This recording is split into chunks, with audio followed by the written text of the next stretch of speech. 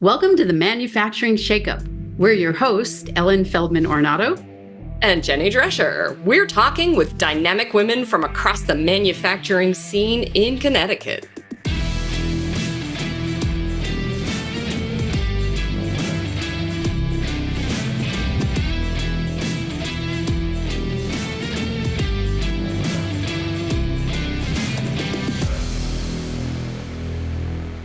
Hey, out there in podcast listener land. Don't you just love it when someone comes into your place of work and they know nothing about your job and they come in and they tell you what to do and how to do it, even though they've never done your job? Yeah, we hate that too. We've all been there, done that. I am so excited that we have like the shining example of the opposite of that with us today. Kelli-Marie, am I going to butcher your name? Vallieres? Is that the correct pronunciation? Vallieres. Kelli-Marie Vallieres from our Connecticut Office of Workforce Strategy. Welcome to the Shakeup. We're so happy to have you here. Thank you so much for having me. I'm really excited for our conversation today. Yeah. So when we read your pre-work notes from our producer Gail, one of the things that just lit us up was this idea of that when you came from a manufacturing family, but you weren't interested in it. And then when you did go into it, instead of coming in and saying, well, do this, do this, do this, I'm so wise, you jumped into the deep end of the pool and started learning it. Can you tell us what that was like for you and how you what made you decide this is the right path for me to do this? That's a great question. I never ever saw myself going into the family manufacturing company, but when I was finishing up my PhD, I knew that I wanted to go out and help organizations learn how to be a learning organization. So when I went and did a project at the family manufacturing company, I realized that they needed more than somebody to come in and do a few things and help get them on the right track. They needed a different kind of leadership. And the leadership they were used to was a submarine chief ran the company for 10 years. So you can imagine the style of like, do as I say, because if you don't, we might die. That was kind of the mentality that he had and brought to him. So here I come in and I say, boy, I have a ton to learn and I need to learn from you. So the first thing I did was go out on the shop floor and not only just ask questions, but I said, teach me what you do. Show me how to run the machines. Let me do it. And I spent, the first month or so really out on the shop floor, understanding what everybody did within the organization, what they did really well, and how I could support them in doing some things better. That's so interesting. One of the things that I've seen years ago, it was so much the norm that regardless of what position you started in a company, you started in training by doing the thing that other people did. I know I had that experience in a couple of my jobs, and I think companies have just moved away from that. And now there's a return to that with really intentional onboarding so that people really understand how the soup is mixed before they go upstairs and say, you should mix it like this. Yeah. And it was really interesting because as I learned how to do the things that our company was making, and then I would go talk to customers, right? Customers would look at me and go like, well, what does she know right about this? And I could be like, oh, well, we need to do this operation and then that operation, and maybe we could do this or that. And they look at me and they're like, you're not an engineer. I'm like, no, I'm not an engineer, but I need to know my business better than anybody else if I'm going to help everybody be the best that they can be in their jobs. Yeah, I wonder, did that, in any company, whether it's manufacturing or otherwise, there's always this big disconnect between like operations and sales or accounting and distribution or like all the different divisions that we need. Did that help, like this perspective that you brought to, I want to really deeply dive into understanding it? Did it help you sort of have a way of crossing those thresholds cross-departmentally? Oh, absolutely. So, for example, we have a really specific cost structure based on how much time every operation takes. and we put a cost on that work center. And then that's how we bill and charge for the work that we do. So we bill for time and materials. So you have to understand what those operations are, who Yes. works in those areas, what the overhead costs are, and then be able to put a formula together to determine the cost of that work center, which then builds off all of your financials. Mhm. And then you have to translate that to sales. So Yeah. like that's such an interesting, like I think I love the idea that you're giving such a specific path that can work against these sort of disconnected silos, right? Yeah. By just making, here's the map, here's how we do it, here's why it matters. It gives you a competitive advantage over other companies that are still very siloed and those organizations aren't collaborative. Which Absolutely. is something that I know that you're very passionate about is building those skills of collaboration and adaptability inside of organizations. So can you talk a little bit? First of all, you got your PhD while you were at home raising kids. That's an amazing thing. You get a double gold star for that from us. It's like how you juggled getting a doctoral degree in adult learning and raised children that's a huge undertaking.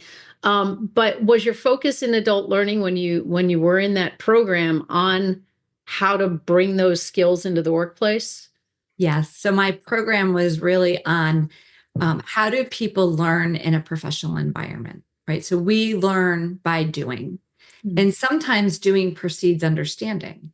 So we have to be able to give people a little bit of context when we ask them to do something, but you can't learn how to drive a car until you get behind the wheel of a car. But you Right. have to know some of the rules of the road before you can get behind the wheel of the car so you're not driving on the wrong side. But you can never tell somebody like how hard to push on the brake to stop at the stop sign, right? You have to do that. So I take kind of that framework with me when I'm working with others because we need to give them that overall context, but give them the ability to try it and then come back and kind of reflect on that experience. What worked, what didn't work, what do they know, what they don't know. And that period of reflection. So, one of the things we did in our classes a lot was journaling about the things that we were doing and learning. Mhm. And when you earn a PhD, basically your dissertation is a huge research project. Mm. So my mentor who ran our program set up every course that we took, we wrote a research project. So by the time we were writing our dissertation, we understood how to write a research project, but we Right. never technically was taught how to run a research project. So Mhm. that's kind of what we do when we think about how I ran my company. I run my company very differently. I wasn't the manager who said, I know everything and I'm telling you what to do. I'm saying, what skills and what resources do you need from me to help you do your job most effectively? Everything you just said is music to our ears here at Boulder Company because our listeners know this, but you may not, which is that we are all about applied learning in the exact way that you're describing. So I would love for us collectively as a society to be normalizing applicational learning. And the irony is that it was the norm before we had colleges. So like that just cracks me up that like we went back to that. We were that way for hundreds of years, was applicational learning. Now we moved into a lot of theoretical space during the past 100 years. Now in certain spaces we're going back to, we need to be doing applied learning. What's special about your journey in bringing this to life is that you've strengthened partnerships between industry and universities to bring more of that to industry and have industry be informing, here's what we need. Can you tell us, how have those collaborations evolved? Like, what are they now and how did you get there? Yeah, that's a great question because I did this work in my company. I knew that I needed to build a talent pipeline to support my business, knowing that that's the same problem with others. So went out and found other like-minded businesses so that we started collaborating and developing what we needed for our business. So we then reached out to our academic partners and started to say, these are the things that we need from you. And Mm-hmm. from that, we built a really strong regional sector partnership. Then I took that experience and said, we have all these other associations. We all have things in common. How do we ladder up so that we're sharing not just in our region, but cross regions? Mm-hmm. So fast forward, we ended up developing a national best practice called the Manufacturing Pipeline Initiative in Eastern Connecticut. And it's really industry driven. So whatever the industry says they need for skills and abilities and when they need it, which is also important so that we're not training and praying people get a job, but we're training to get the job that is available at the end. Mm-hmm. In my role as this chief workforce officer, understanding the power of that, one of the initiatives that we launched very early on 5 years ago was the idea of building regional sector partnerships across industry sectors. So manufacturing, I mean, people have been partnering in manufacturing for forever. The New Haven Manufacturers Alliance, which is now called Manufacturer CT, Right. is over 100 years old, right? So that collaboration is built into manufacturers' DNA. But when you go to other industry sectors, it's not, because you have competitors sitting together at the same table, working towards the same end. But if we are doing that collectively in an aggregated way, we all get what we need individually. And that doesn't happen unless you have a group of people who are really invested in building that talent that they need. Right. And an intentional structure and format for doing it, because you can only go to so many just think tank kind of environments before you go, well, what are we doing? Right. So now if you have a blueprint for, we can take your information and we can help you do it, then that's repeatable. Right. Absolutely. And that's something. How many of those different groups exist in Connecticut right now? So we have 14 regional sector partnerships, 5 in manufacturing. So we break the state up into 5 regions. We have healthcare, IT, logistics, construction, and bioscience. Because of the work that we did, being business led, the state strategy is also business led. So everything that we see in the work that we ladder up to within our strategic plan is based on what businesses need and they ask for. So is that what we find here? It is. That is our brand new updated strategy. Please find your copy. I'll send you a PDF version of it. This is based on 5 years of learning. So imagine coming from owning your own business, kind of running and doing the things that you want to do, to state government, which is a totally different learning environment for me. So Yes. I started as an industry partner, as the vice chair of the Governor's Workforce Council. As you can tell, I love this work. This is my passion, making sure that everybody has the opportunities to be successful and meet their goals and ambitions. So I left my day-to-day operations to my family. They're still there. My husband, my 2 kids, my daughter-in-law run the day-to-day operations. We have about 60 employees. And I get to do this every day.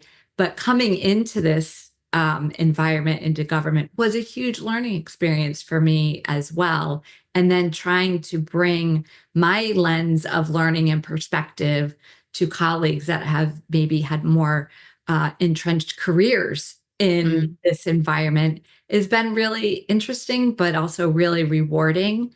And that understanding of that business voice is the kind of guiding star of where we want to be. And we're really fortunate to have a governor who came out of industry himself and truly believes that government needs to work for everyone. And of course, is our economic driver. We need every person to have economic and professional prosperity. Yeah. Well, yeah, and the like the collaborative quality that you're pointing to, that is one of the things that, I'm going to brag on our state with you for a minute. I'm going to jump on the We Love Connecticut train, because sometimes we get to travel the country and we get to meet a lot of different workforce boards when we go out into different places. Like I was in Alabama last week, and everyone across the country is trying to solve workforce issues. And this note around how do we really truly collaborate and listen and get at the needs, I will tell you, that is not the conversation that every state government is having with every sector of their economy that's driving it. And there are places where ironically, this submarine guy that you learned from, that's a command and control model in the military by design because it needs to be. Right. And so it's just still steering the ship in a lot of parts of the country is what it is. It's still steering the ship, and there's this giant difference of perspective on what does it mean to collaborate. So I'm wondering, since this has been a learning journey, what have been the lessons in collaboration that you have been able to learn to advance this cause of truly making our little mighty state a space where people are working together and where everybody has that chance? Like, what have been some of the collaboration blunders that you've learned from, I guess, is what I'm curious about. Okay, that's a loaded question, right? It is. I'm sorry, I just put you on the spot.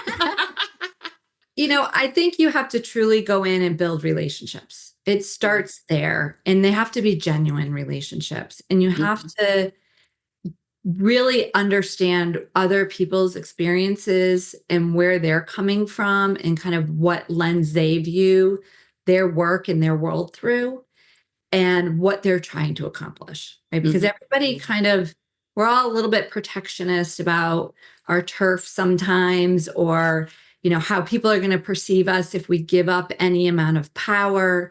And in a true collaboration, we share the power, right? And not just amongst leaders, but within our teams. So I always feel like the best team, like my team is amazing because I made sure that I brought people onto my team that I had good relationships with, but also who knew more than I did in a lot of different areas, right? Because we don't know it all as a leader.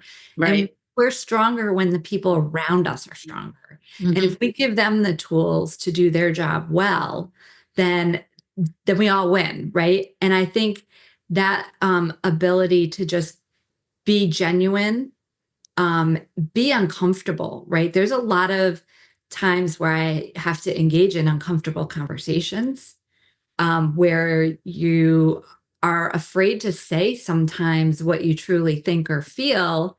You don't want to alienate somebody, but it's how you say it and how you come across and what you say and why you're saying it to build understanding. So from my perspective, we can solve world peace if we can create shared understandings. And that is the essence of like one of my personal core values. Also, one of the core values of my organization is to create a shared understanding, respect everyone, be part of a team. But you also have to make sure that you're hearing that other person and they feel that they're valued and that you're not going to take over. And so for me, I think that is really important. And sometimes that takes time. Some people are a little more open and trusting up front, and other people are like, well, prove it to me. Right. And I think that's the hard part is I always come with like this kind of expectation that everyone's going to be open, and they're not always open. So that ability to kind of convince people that we humans were not always open. Seriously. Yeah, and I think that's the biggest challenge, and I think sometimes my biggest blunders are the expectation that someone's going to be more open than they actually are. And I go, oh, that was great, and then I go, what? Like, why are we here at this point? I thought we had an understanding. So I think it is that feedback loop and making sure people feel that they're comfortable and safe. Yeah. I want to, before I can see the timer counting down, because there are a lot of people listening to this who are driving, we all held up a booklet and then we didn't say what it is. So this is Work Forward, Pathways for Growth, and it's the governor's workforce strategic plan that has just been published by Kelli-Marie's office, and it is available, and you can go to we'll put it on the Manufacturing Shakeup website as a downloadable PDF. And I'm sure if you ask her, they probably got 5 million copies of it and could probably get one in the mail if you wanted the actual one. Just want to poke that in there so that folks knew what we were referring to, and we all held it up with such pride and excitement for you. Well, I Hey, think we what are is prideful about, and I'm going to do it one more time, is this is a fingerprint, right? So Oh, this yeah. fingerprint really is a symbolization that every individual matters, and we Mhm. all have our own journeys and our own pathways to get to where we would like to go. And life's a journey. It's not a one-way street. And Yep. so hopefully this provides everyone with an opportunity to have those on and off ramps and that ability to continuously come in and out of learning and earning and learning while we're earning. Mhm. And the goal here is to build all of those opportunities for everyone. Yep. And long life learning Learn. too, right? We Yeah, just learned about absolutely. this Michelle amazing book, Weiss's book Long is Life Learning with Michelle Weiss, who is another speaker at that CBIA Workforce Summit, talking about the need for us to cultivate and develop those skills to always be learning and collaborating forward and being flexible and adaptable. Yep. absolutely. So I have like 4 pages worth of shakeup factors today, friends. So I'm gonna try Big and grab three. the most important ones. So shakeup factor number 1, my friends, is assume you don't know.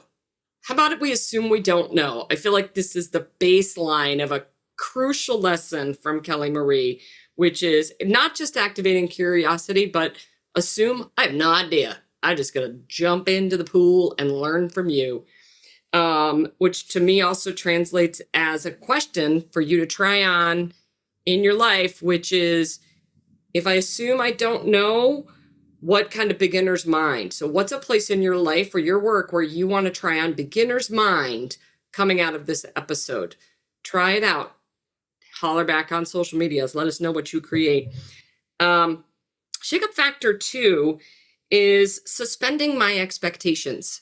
So where in your life or your work or your leadership right now, your experience in manufacturing, are you being blocked by your own self, by your expectations, or where are your expectations getting you in trouble? It's not that we want to discard them, but if we suspend our expectations, we create openings for us to be able to see where we might be our own worst enemy or getting in our own way.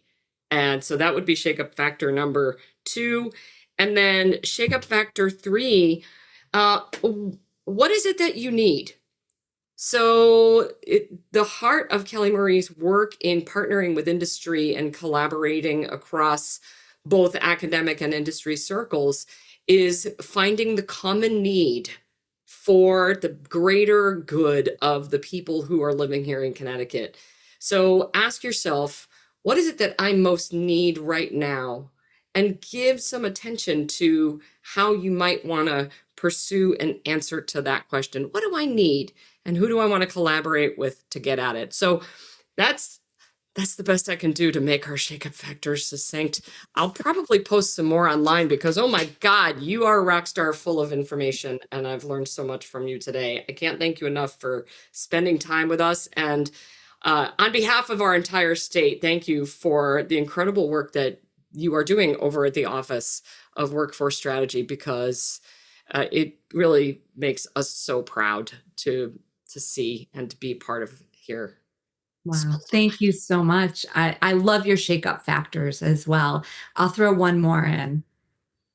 Be comfortable being uncomfortable, Yes.